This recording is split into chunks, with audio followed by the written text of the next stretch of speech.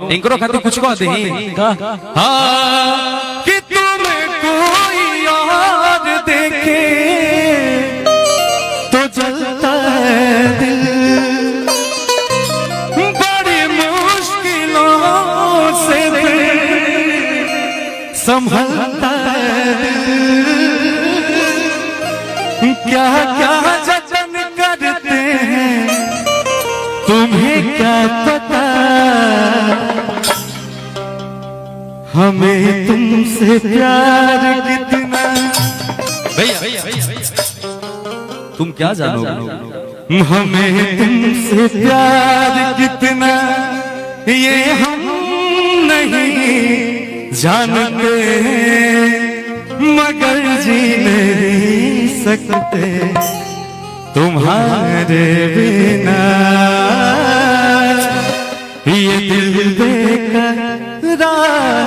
कितना। एटा भी कुछ गीत गा सकला इनका खाते तू ये कहबा कि हम जी नहीं सकते, हम मर नहीं जा सकते, लेकिन इनकर का दर्द बा पता बा, इनका का दर्द बा कि हमके दुल्हन बना लो ना तो दोसर लेके जाए।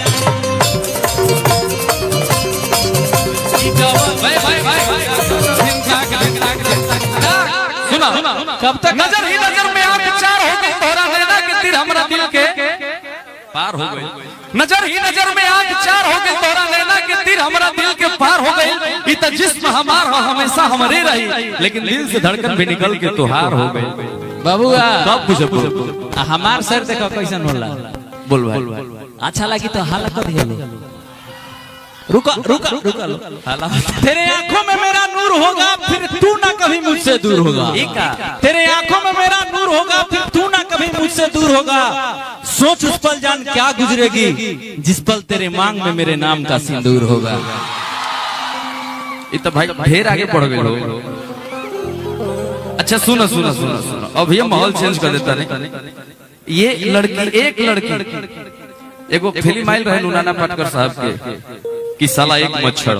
वैसे ही साला एक लड़की, ओकरा बाद हम कुछ ना खाब।